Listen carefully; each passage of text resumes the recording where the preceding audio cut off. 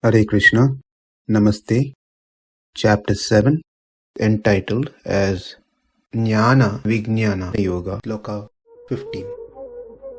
Namam duṣkṛtino mūḍhāḥ prapadyante narādhamāḥ māyayāpahṛta-jñānā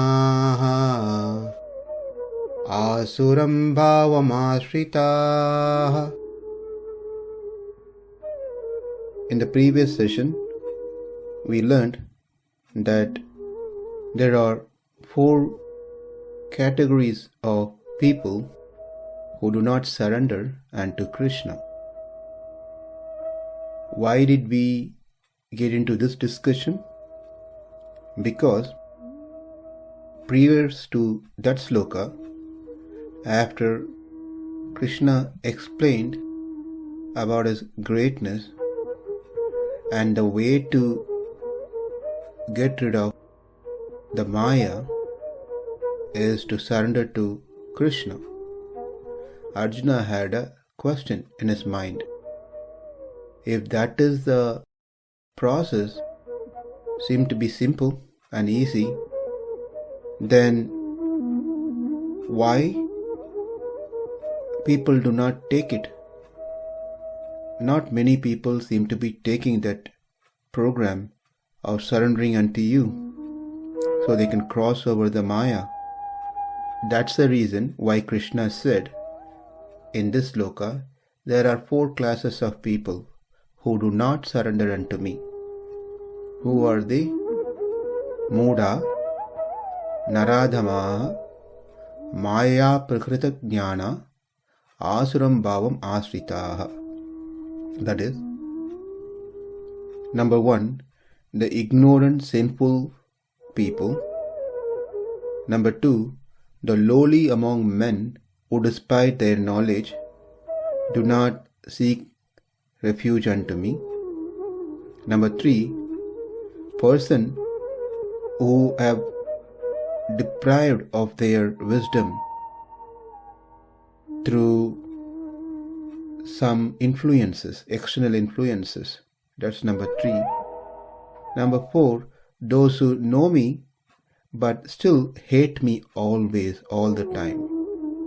So those are the 4 classes of people who do not surrender unto me. In that, in the last session, we saw who the mūḍhās are.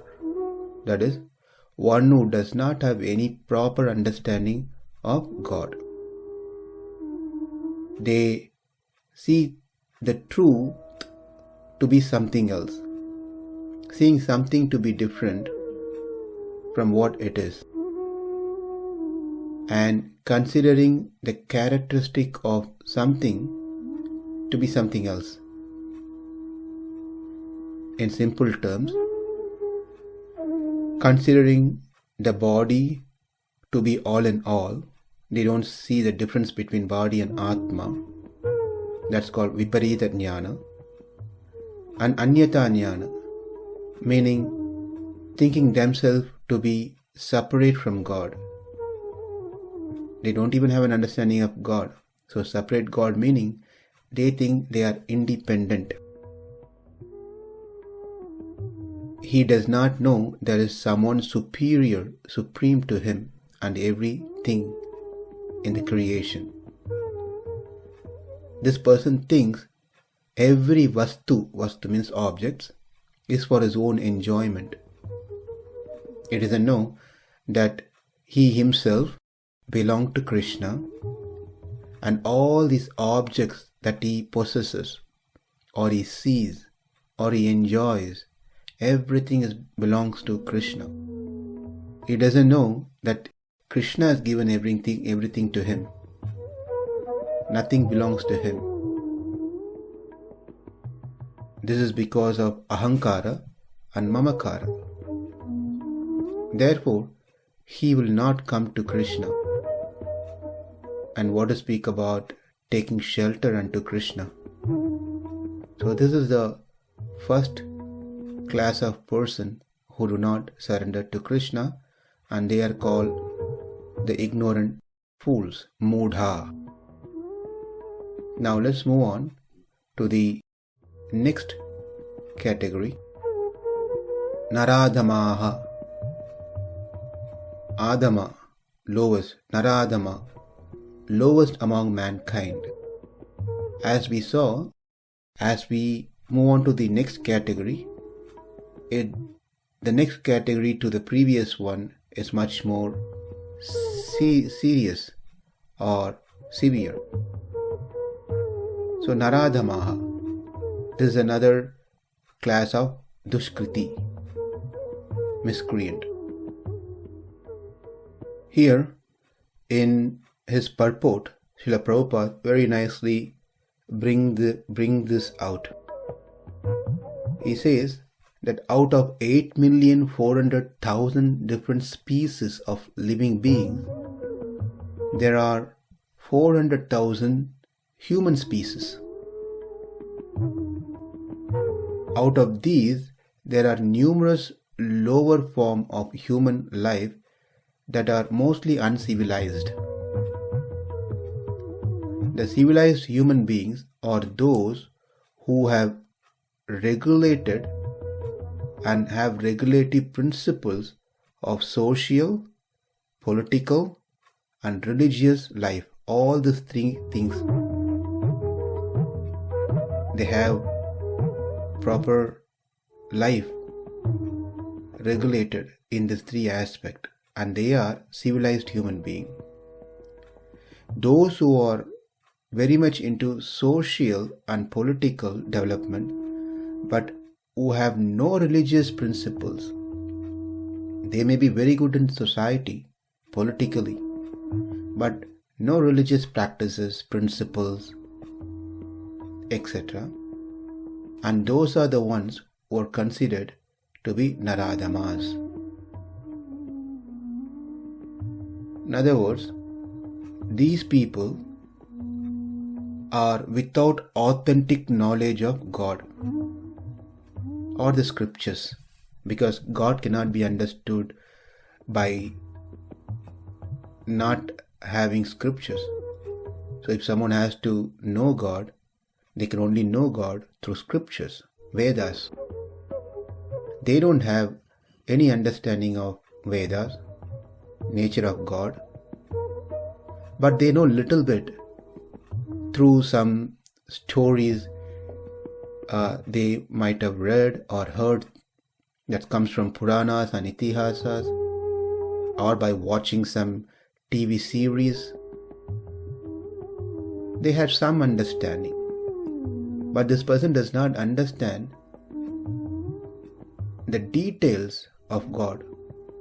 Is Sausilyam, Vatsalyam, Mārdhavam, Arjavam, Sauhārtam, Kārunyam, Madhuryam, Gambhiryam, Satyakamam, Satyasankalpa. Many these wonderful, beautiful qualities. He does not understand these things. Since he doesn't understand the full greatness of God and has limited knowledge, it doesn't bring him any connection or attraction towards God. This category is much more higher in degree than the previous one. Why? Because at least this person has some knowledge about God.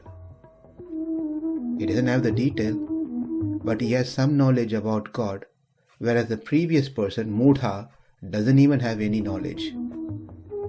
So, since this person knows the existence of God, but not surrendering to Him, not taking refuge in Him, he is considered much more sinful than the previous one. Why? Because the previous one does not know existence of God, so he is committing to do the way that he is doing, whatever the activities are against God. Whereas this person knows the existence of God and still is not taking up seriously. Therefore, punishment to him is much more greater than the previous one. And these are the people mostly are the one who refuses to hear oral reception to the message of God. They know God exists, but if you tell them, why don't you hear Bhagavad Gita every day? Why don't you come to Bhagavatam classes? Why don't you read some scripture, Ramayana, Mahabharata? They will not show much interest. So, from this, it appears majority of the world is populated with this category, narādhamāḥ. Now let's move on to the third one, māyayāpahṛta-jñānā. Jnana, we all know, knowledge. Apahṛta means lost, deprived, stolen. Māyaya, by Maya. Well, we already seen what Maya means. Vichitra Shakti.